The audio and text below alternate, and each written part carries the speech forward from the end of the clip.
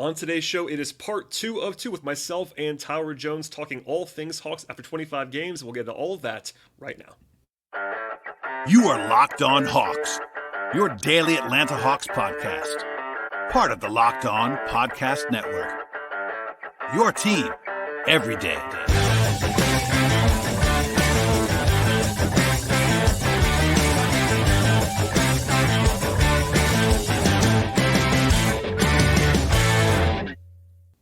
Hello, friends. Welcome to episode 1612 of the Locked On Hawks podcast. I am your host, Brad Rowland, coming to you on a Sunday evening. This is part 2 of 2 with my friend Tyler Jones and I talking all things Hawks. Please stay tuned, of course, and subscribe to the podcast. If you missed, by the way, anything from part 1, that should be available in your podcast feed of choice right now. And without any further delay, let's dive back in to myself and Tyler talking all things Hawks after 25 games this season, and a fun chat, and really a lot of fun to be had by all. So stay tuned, and here we go with Tyler. Okay. The Hawks are 4th in offense this season, right? It's pretty good. They haven't been as good as the Pacers. I think they're number 1 right now still, or Philly's up there too. But they've been really good on offense to the point where is Philly. Time out. Hold on. Is Philly going to play a real basketball team? Okay, I so swear, that's every time I see a box score of the Philly game, they're playing either the Charlotte. Pistons, the Hornets, or the Wizards. What is this schedule for them? I'm looking at it now. So EPM, dunks and threes. They do EPM, but they have a bunch of other metrics, and they do a great job dunks and threes. Strength of schedule right now. Number 1, the Hawks are like 6th in the league. It's a difficult schedule so far. They also have offensive strength of schedule and defense strength of schedule, and the Sixers have the 3rd easiest offensive strength of schedule this year. So that is part of why they are doing what they are doing. But they're good on offense. I mean, obviously Embiid's really good, Max is really good, etc. Not to derail the podcast about the Sixers, but the Hawks are playing at an elite level on offense. That's just objectively true. And that's with, we'll talk about it, but Trae and Bogey have been great for the last couple weeks. That's part of why they're up there. But, early in the year, DeJounte was playing well. He kind of cooled off, etc. So I'm with you 100% on the archetype thought of this team still kind of exists. And it was always top 3, top 5 offense, decent enough defensively. And so far, one half of that is true. Defensively, they have not been decent enough. And again, we just talked about that for 30 minutes. It's some of that's personnel based. They just haven't been good enough on defense. And also, something I want to at least throw out there before I forget to do this, the Hawks currently are 4-10 in games that the NBA.com picks up as clutch situations. So the Hawks have lost close games, and you can define that as a skill thing. It could be a luck thing. However you want to put that, that's a separate conversation. The Hawks' point differential is about a 12-13 team right now, and they're 10-15. So they've lost 2 games they probably should have won somewhere in there. You know what I mean? And again, I'm not trying to have anybody's opinion about what that all means. I'm just giving you the information. I can see Tyler's face. But you're telling me that the Nets game, the Hawks probably should have just won that outright instead. That is probably the single best example that I have gone to as well. Was that home game that against the one, Nets? They lost by or the 1 Pacers, point. The loss against the Pacers, where Yep. Tyrese Halliburton and Buddy Hield did not miss a shot in the second. Tyrese made every shot in the fourth quarter. Look, and sometimes over 82 games, that stuff is going to happen. You're not going to win every game that you quote unquote should win. Or is it the Raptors game where Pascal Siakam made 5 threes in the game? Had he made 5 threes all season? That's why I want. So, and look, I've done this bit before, and some people hate it, some people love it. It is what it is. The Knicks about the bad loss thing, whatever. I'm not doing that again. But objectively, I can't think of the only game I can think of right now. I can think of one game this year that the Hawks kind of stole, and it was that Orlando game in Mexico City. Whew, they kind of stole that one, right? But I can think of on the other side 4 or 5 games, maybe 6 games that the Hawks kind of had stolen from them. You know what I mean? That's a very anecdotal sample size, but it's not really scientific, but I'm looking at the box score right now. I'm looking at just the schedule right now. The Hawks have. I'm remembering things in my brain about these games where, there are. I would say they probably played 7 or 8 games this year that were toss-ups late in the fourth quarter, and they've won, I think, 2 of them. It's hurt. What has hurt is not having Jalen. Because a lot of teams smartly press up on everybody, and then they're like, we're going to trap Trae at half court, and we're going to force somebody else to do something. And DeJounte's not been the best decision maker in those situations. And he's not making shots. He's not. He's had some fourth quarter issues. Trae, has had some bad moments late in the game. Obviously, he's had great moments too. I mean, Trae has bad turnover moments, but they hurt more. They hurt more because they can't get a stop on defense, and so he can't make. If he makes a mistake, the game's over. So he's in super high pressurized situation where he's got to do everything, and he's actually been pretty good. To me, he's been good. Trae's been elite. No, Trae outside of missing shots for the first 8 or 10 games, for 7 or 8 games, he shot terribly for about 2 or 3 weeks, right, to open the season. We all chronicled that endlessly. Ever since then, he's been completely lights out. And even at that point, I know you talked about this on the last podcast about a month ago. He wasn't playing badly. Nope. He just wasn't making any shots. And that there are two different things there. And I get that Trae in particular, especially when you get kind of past some of the nuanced stuff, people just attribute Trae to numbers. It's like, if he's not scoring, etc. He was playing really well at times and just not making shots. Now he's making shots, which is obviously better. But I think he's had a pretty good year on the whole, even involving the first couple games. There's almost like there's a correlation between if he's making shots or not, or if he's getting to the free throw line or not. Because his free throw rate has declined with the fact that he's just making every shot. So when he's missing shots, he's taking more. He goes to get into the free throw line, which makes him so good offensively because he's never truly in a slump. That's right. That's the point. That's why he's one of the elite players in the NBA. I don't understand why people don't understand this. It's not difficult. Well, if he's making his shot, it isn't difficult. I'm with you, but I do think that for a lot of people, people look at the traditional field goal percentage, 3-point percentage, and that's kind of where they stop. But Trae's always been a guy 38% from 3 now. He's been hot for a long time. Brett, he's on pace to make 280 plus threes on. No, I talked about it last night on the show. Last 12 games, he's taking about 11 threes per game and making 44% of them. That's not going to sustain. That's too high, but he was kind of due for a positive regression. He was going to make shots. And yeah, he's up to 9 per game now. That's a ton of attempts. He's shooting well from 3. And we also, obviously, people know that we're thinking that Trae's good on offense because he is. But I do think that it's fair to be okay, the Hawks are 4th in offense right now. Trae has not been anything that's out of the norm for him on the whole. It's not like he's having this crazy stretch. I mean, right now he's shooting the ball well from 3, but for the full season, his numbers look kind of normal for him. DeJounte's numbers look kind of normal for him. You could pick that apart. There are issues with DeJounte. I will certainly be the first to say, but he's still averaging 25 and 5 or whatever it is, something like that. He's been not incredibly efficient, but he won't be efficient. He's not going to be efficient. He's never been efficient in his entire career. So he kind of is what he is. They have a top 5 offense. Jalen's missed now half the season, essentially, so far. DeAndre Hunter has been fine. No one's having. I mean, maybe you could argue Bogey is a little bit above his head because he's been just outrageously good so far. But Bogey's really good, man. When Bogey's healthy, we've seen Bogey play at the level before. Correct, and he's doing it now. And knock on wood. I mean, the good thing is right now he's banged up, but it's an ankle. It's not the knee. That's a really good sign. Bogey's knees are the problem, so circle that. But yeah, I think that it's fair to be the offense is real. I mean, there's no reason under the hood, if you look at the offensive numbers, and I won't bore everybody with them now, it's not an outlier that the Hawks are 4th in offense. It's not. It seems if anything, you can make an argument they probably should be even higher than that. Honestly, but if they it's tough to really illustrate my point here, but I'm just gonna say this with the way in which the shot quality of Trae and Bogey are getting in this offense. This is the best. These are the highest caliber shots they've gotten in their career, both of them. They're just Trae in particular. I don't think it's a surprise he's making 40+% from 3, considering the shot quality of the shots he's taking.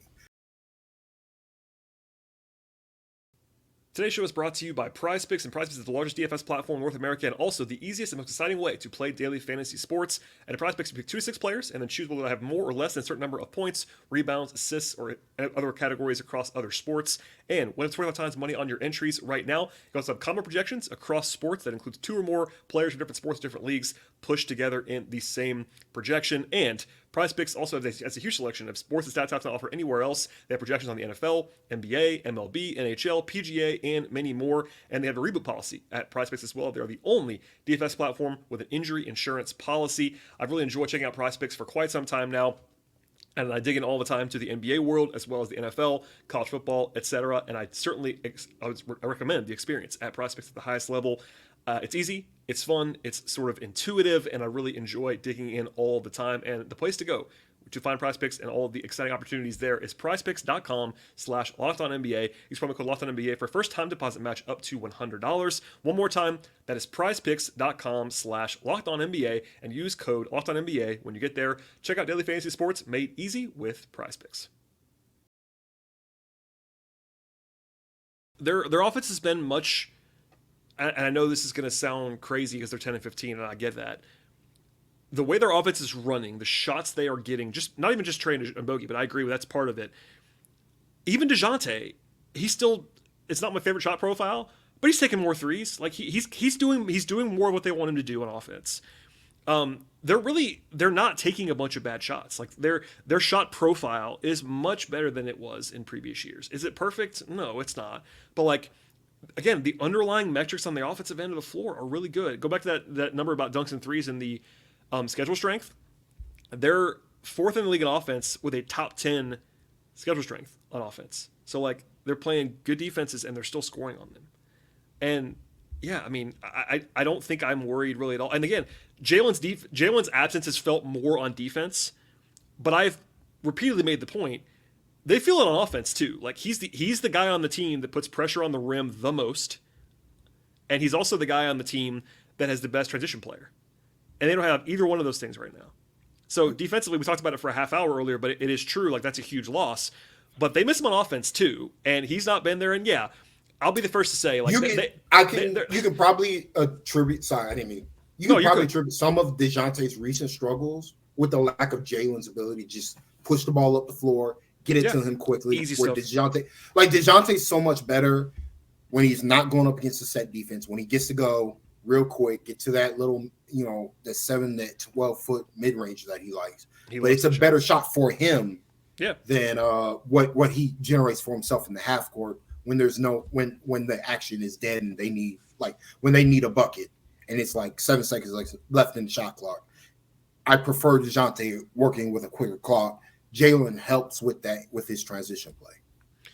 Absolutely, and unsurprisingly, their transition numbers are way down, both frequency and accuracy, since he was out, and he's the only guy on the team that can grab and go like that. You know what I mean? And honestly, we can debate it. He's probably top 5 or 10 in the league at that. Like he's really good at that, between the ability to get the rebound and also go end to end. He doesn't always have to finish. He's a good passer. He's a willing passer on the move.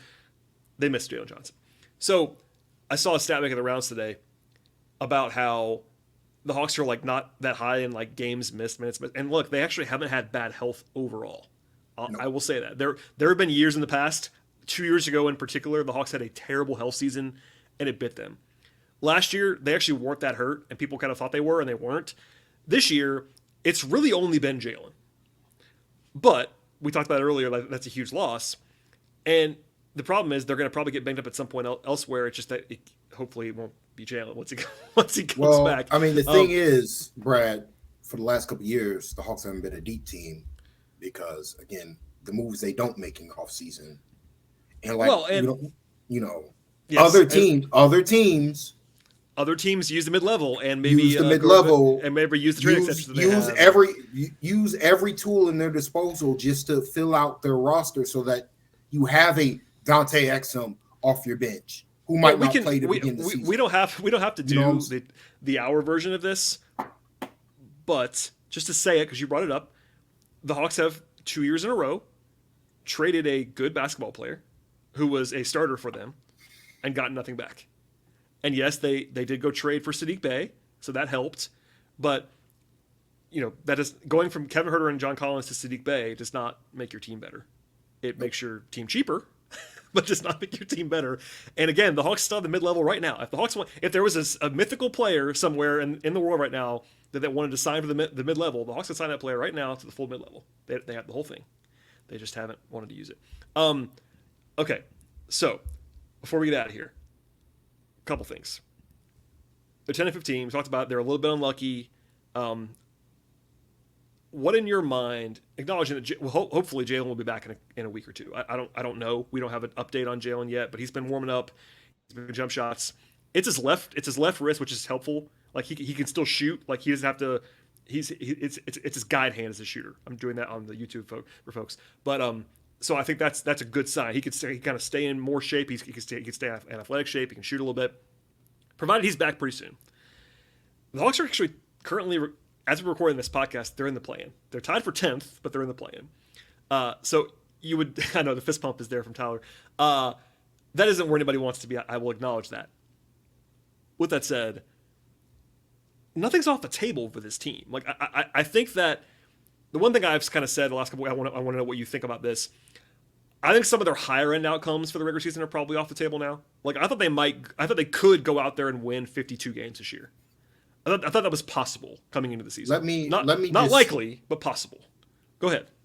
I still think it's possible if Trae's going to continue to play at this level. They just have to be. I mean, Brad, I hear you. I know. It's just the math of it. I'm not saying they can't play at that level. It's just that if they do that for a while, you bank 15 losses. Like you have to kind of play at a 60-win level to get there. Which is but I mean, if Trae's going to continue to play as one of the 6 or 7 best players in the entire world as a basketball player, like if he's going to continue at this level for the rest of the season, like look, man, there have only been. Tyler, it's actually Trae's fault they're losing. I'm not sure if you knew that. I'm told regularly. He's got to do more. He has to do more off ball. He's got to do. The man is set to make over 283. Something that I looked at it. I think somebody's going to call you a Trae Bay. Somebody's going to call you a Trae Bay for this podcast. Steph Curry and Klay Thompson are the only 3 basketball players, and I think Buddy Hield actually is close to that. Like, there's only been 4 guys who have made as many threes as Trae's on pace to make. Now, Trae is going to be because Tyrese Halliburton just never misses, so he does not. Tyrese Halliburton is going to be in the list too. But to me, I'm like, my takeaway, the bigger picture. If Trae's going to get these level of 3-pointers where he's just going to get in a rhythm, where he's just going to be guaranteed 4 or 5 open 3-pointers every game, not the contested ones that he can make with regularity, but just wide open threes, whether it be off ball because of his off ball movement or by him creating for himself in such a way because he puts so much pressure with his passing. This is the optimized version of Trae. Like this to me, bigger picture, I'm like, Trae plays like this, continues to play like this. The Hawks are going to go on a run. Like, especially if Trae and Bogey are just going to be at this level. Because, I'm talking about Trae right now. Bogey, this is comfortably the best I've ever seen Bogey play basketball. Like, he is. He's been very good. He is making I don't know if any other player can match the variety of 3-pointers he's taking right now outside of maybe Steph Curry. It's the way that I would comp it to Bogey. Like this is the stretch that he kind of had in the last 2 months of 2021 when he was the best shooter in the world. When he literally shot 50% from 3 for about 2 months, and that was a big reason why the Hawks made the run they made. And I'm not saying he's not shooting that accurately right now. He's in the 40s. He's still shooting the ball great. And if I had a vote today, and I know people are going to say that I'm actually not biased on this stuff. I'm not. There's no investment for me. I think Bogey has been the best reserve, aka 6th man in the NBA this season so far. If the season ended today, I'd vote for Bogey, number 1. I will say, now that you brought this up, because I meant to bring this up, some of their late game execution issues is that Bogey isn't on the floor. We should have brought that up because that's a regular thing I hear about from fans too, and I don't blame anybody because Bogey. I said this last night, and I got to push back. I'm not sure if you heard it or not. I basically just said the Hawks were without 3 of their best 5 players last night, and people were getting mad at me, and I'm like, well, I personally think Bogey is in their top 5, and I believe that Clint's in their top 5. I think Jalen's obviously universally in their top 5 now, but I think their best five players, aka, and because these guys can play together on the floor, their best 5 players involves Bogey. So if he's not closing, people are going to ask questions, and I think that part of it is that he can't play 37 minutes regularly. Like, they're trying to at least keep an eye on him a little bit. They're definitely pushing him right now. I'll say they're not holding back on Bogey a ton, but I think that some of the times when he's not playing late in the game, it's not an excuse. This is just kind of the reality is that if he stays in the whole rest of the game, he's going to play 40 minutes, and it's like he can't kind of get there. But I agree with you. I think they probably should do more planning on Bogey closing, which means like more staggering, more short stints, etc. Like, I do think that offensively, and we'll save this for later. There is an argument on certain nights to be sure that he might be better closing than DeJounte. Certain. I've been tweeting about it. I know you have, and that's why I'm bringing it up. It's look, practically even if you believe that, they're not going to do that. But I do think that they could, especially if they have. And right now it's hard without Jalen, but maybe right now their best 5 might be the 2 centers, Trae, DeJounte, and Bogey. And yeah, that leaves you without a wing defender, and I get that. But on a lot of nights, you don't have to have a 6'8" wing defender. Like, if you're playing Boston, yeah, you have to have. Let me be blunt here. I'd rather a Kongu on whatever wing, anyways. And that's what I'm saying. Like, some nights, or DeJounte right now, because and some nights you kind of have to have more beef. But like, okay, last night's a good example. So Saturday night against Cleveland. Cleveland is a team that is unquestionably led right now, especially without Garland and Mobley, but even with Garland and Mobley, they're a guard team on offense. Like, they're playing Donovan Mitchell. Like, you don't have to have a wing defender on Donovan Mitchell. Like, you're going to have DeJounte guarding him anyway. That's not a great situation, I have to say, because he kind of cooked DeJounte when it mattered last night. But that would happen either way. So, like, and this is me talking. You know how I feel about defense. I would be a little bit terrified of playing Trae, DeJounte, and Bogey in crunch time on defense. And I get that. But they're so good on offense with Bogey plays that there is an argument for just playing those 3 guys together with, ideally Jalen in a center, but right now maybe it's a Conwin. Maybe it's Conwin Capella. I mean, I'm not saying that's every single night, but big picture, Bogey should close more because Bogey's really good, man. I mean, I'm probably in the bag a little bit for Bogey, but I think Bogey's like very, very good when healthy, and right now he's healthy. Today's show is brought to you by FanDuel Sportsbook. As the weather gets colder, the NBA and NFL offers stay hot at FanDuel, America's #1 sportsbook. If you're a new customer, get $150 in bonus bets with any winning $5 moneyline bet. That's $150 in your pocket in terms of bucks if your team wins. And beyond the awesome perks of signing up with FanDuel right now, they have all stuff you're looking for across the sports betting space. They have over-unders and money lines. They have point spreads, player props, future bets, game props. They have same-game parlays, live betting, and all the other offers that you're looking for in the sports betting space. And the app is also safe and secure at FanDuel. They cover the entire range of sports as well. That includes the NFL and the NBA, of course, but also the WNBA, college basketball, MLB when it's in season, and also futures right now on the baseball side, golf, tennis, soccer, auto racing, MMA, boxing. It is all there for you at FanDuel, and they have tons of Hawks options as well in advance of the game on Monday against Detroit, and well beyond that, live bets when the game's going on, futures, player awards, etc. And now is the best possible time to sign up with the folks at FanDuel. And the place to go is FanDuel.com/lockedon. Check out the official sport partner of the Locked On Podcast Network with an offer that you will not want to miss. It's really an awesome offer. FanDuel.com/lockedon is the place to go. One more time, FanDuel.com/lockedon. FanDuel is an official partner of the NFL. Bogey makes a lot of decisions easier for Trae because he gives him the option to just throw him the ball, like wherever he is, and he knows Bogey's going to just shoot it. The issues sometimes they have fly to Bogey too. Teams are terrified of Bogey, and they should be. Teams guard Bogey differently than everybody else, other than Trae. Trae and Bogey, DeJounte, all respect to DeJounte, he doesn't get the attention Bogey gets. He doesn't, and especially off the ball. On the ball too. Like, teams don't respect DeJounte late game. Like, they put whatever defender they put their weakest defender on DeJounte, and they're like, go ahead with the 15-footer, bro. Well, and honestly, there's a whole discussion about that, but I think that we've now seen repeatedly for a season and a half. Trae gets blitzed. Trae gets the treatment regularly of get the ball out of Trae's hands that he was getting pre DeJounte, he still gets guarded that way because they don't feel teams would rather have anybody beat them but Trae, and that includes DeJounte. That includes Bogey too, to be fair. But like Trae still gets, even with DeJounte on the court, Trae still gets guarded like he's the only guy a lot of times, and that's kind of an indictment of DeJounte. But which is really why they miss. This is really, like, to me, this is why they really miss Jalen, because you do that, you put a 4-on-3 situation with Jalen to the rim, yeah. he might just dunk it on somebody's head, and that's just like not an option without him right now. Well, they don't have anybody else that can do that. To bring full circle. There's nobody else that can do that. Nobody else that can do that. So it's like they gotta figure some stuff out with how they close games. But ideally, the best way to win close games, Brad, as you know, is to not play in them. Is to score. It was not play. Also, it's to score. Is to not play in them. And and the way for them to not play them is to get some stops. And that's why I'm like, go big early. Yeah. Set the tone defensively, and then close with the smaller lineups when you want to put the game away. And like I feel like they did against the Raptors. Like, you got.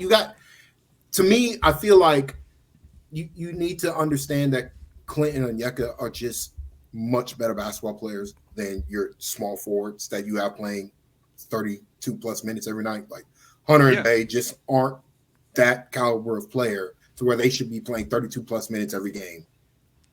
When you have somebody like Okongwu and Capella and even Bruno as a third big option, like, let's lean on your good centered size players. I get it, it's two centers, but we've seen in this league, especially with Okongwu, like I want to point out, especially with Okongwu's passing in his DHO game, where he's creating really good looks, just running DHO, you can get by with that. Like, that's how the Celtics built their title contending team. They don't do it anymore, but like they did it with Horford and Robert Williams. I mean, they still do it now with Horford and Porzingis, but it's like, play bigger, trust the Okongwu to make the right reads, and win some games. Like enough.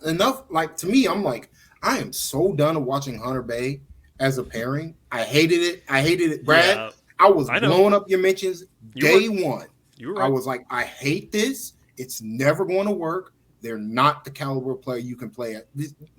At no point in NBA history could you get away with playing players like Bay and Hunter at your forward spots if you don't have Drew Holiday at the point of attack defense. Well, that's the key problem with that. You don't have Drew Holiday. You don't have Derek White. You don't have the requisite point of attack defender. Well, they could have had both of them. We'll talk about that in maybe another day. I was going to say the key problems there. I agree with your point. The key problems there are that they at some point fundamentally misevaluated DeJounte's defense. They just did when they made the trade. They just did. And then also, I have to get my every show mention of Bay is a much worse defender than people thought he was. Bay's a really bad defender. He's really bad.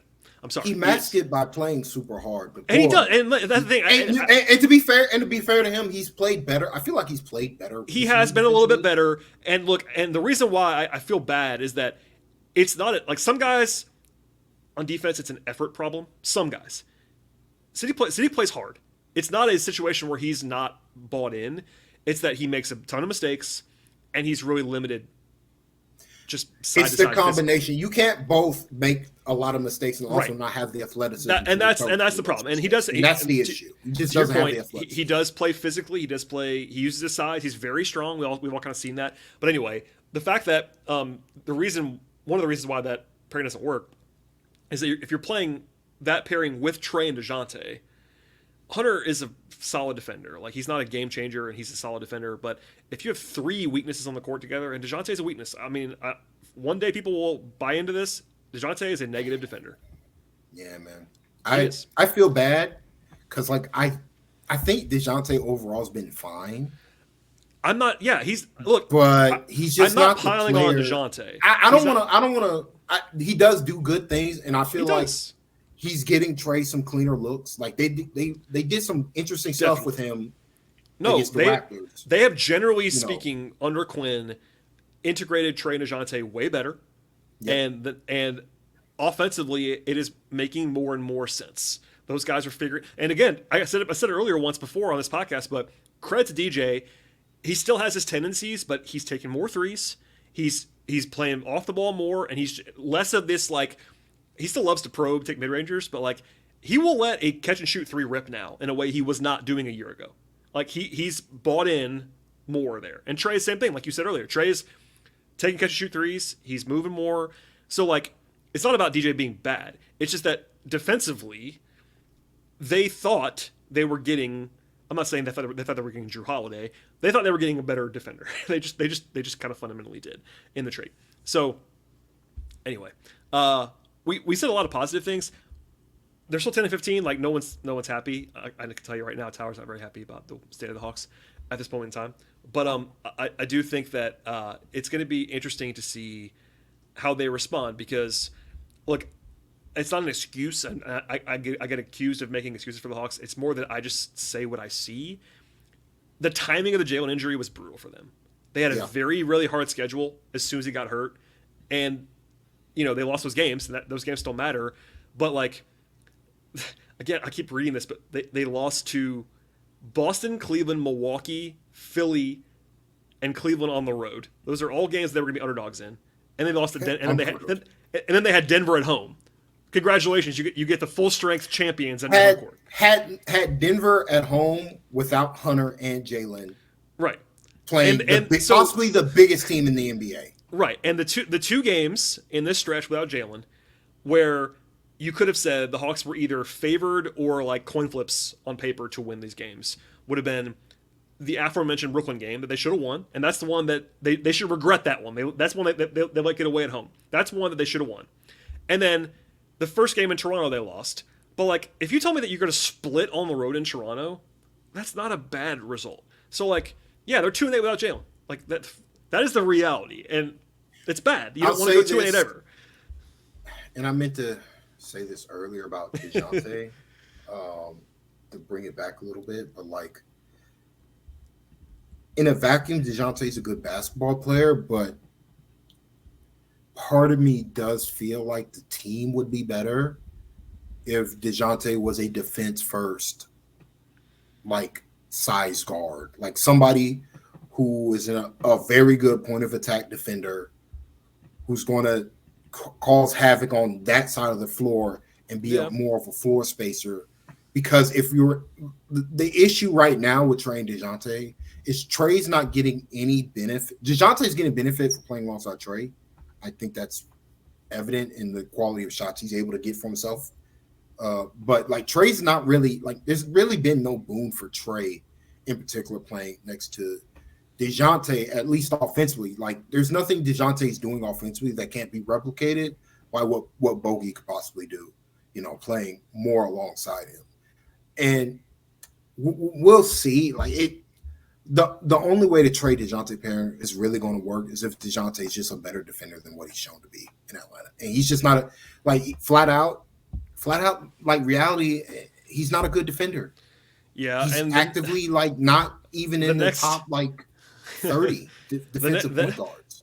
The next time that you and I do a pod, I'm sure people probably wanted it more now, but it's still mid-December. You and I will do a little bit more of like team building talk at some point about what they need to do or not do or buy or sell, et cetera. Like, as you might expect, Tyler, most of the questions I get these days are about transactions and what should happen next and all that stuff. And we'll save it for later because and I get the trade season kind of open this week with December 15th kind of happening, but it's still really early. I know people don't want deals and they want deals now, and I get that. But like the vast majority of trades don't happen until like the last week of January or early February. So like we're still a month plus from that. And the Hawks are 10-15. And my short version has been this year so far.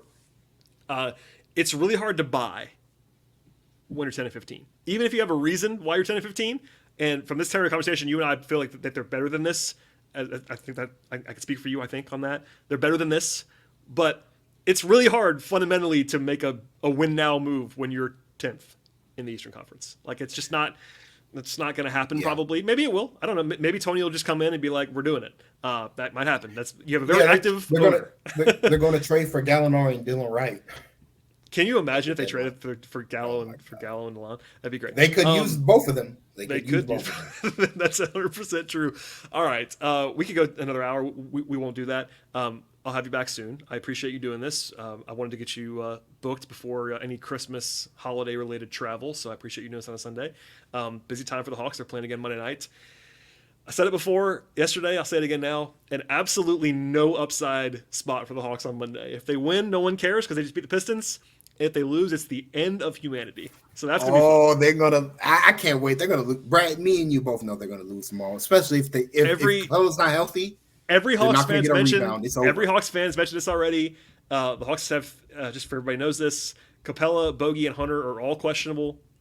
AJ's out still. Jalen's out still. It's happening. I hope that. Look, I think they're gonna win. My brain tells me they're gonna win. My Atlanta sports hardened heart is kind of on your side, but we'll see what happens. But anyway, before we get out of here, I have to give you the floor for a moment or two to give you recommendations because that's part of the appeal of this podcast when you're on. So what's going on? Yeah, I'm going to be quick because I more or less, it's not a new season of anime. So the stuff I was watching before, I'm still watching because it's still ongoing. Still applies. All right. But I did see The Boy and the Heron. Heron? I think that's how you say heron. It's the latest Miyazaki movie. The best way I can describe it, and I mean this in the most positive way possible, it's very much reminiscent of how 90s Disney animated movies were.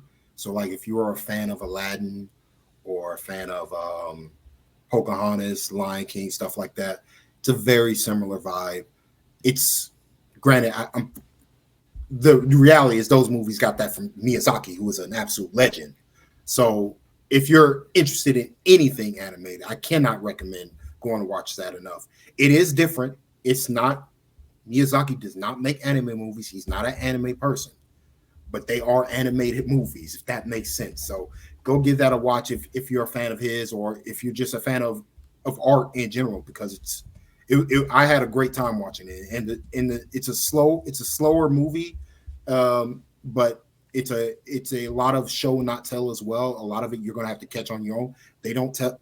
Miyazaki's not a storyteller who's going to tell you what's happening. He's going to show it to you. You're going to have to take it in and see where the story leads you. So, but it was a great movie, and I had a great time watching it. So I can't recommend Boy and the Heron enough. But that's it. There you go. There you go. The Recs are always at the top of the list. I know we have listeners that wait all the way through to hear what's going on with Tyler's viewing habits. So thank you, sir, for being here. I appreciate it. Pre-happy holidays and all that stuff to you and everybody listening to the podcast. We are a week or so from Christmas as we're recording this podcast, and the Hawks still have games. So they have game on Monday, game on Wednesday, 2 more after that. And, man, hold on tight for that Pistons game on Monday night. All right, they're going to lose it, guys. They're going to lose Lord it. Have mercy. Tyler's leading into nihilism at the end of the podcast. Please subscribe to this show anywhere you get your podcasts. Follow Tyler if he allows you to do so on Twitter/X at Jonesy2X4. He might not let you, but that's okay. Follow me if you'd like to as well, at BT Rowland, at Locked on Hawks, etc. Thank you very much for listening, as always, everybody, and we'll see you all next time.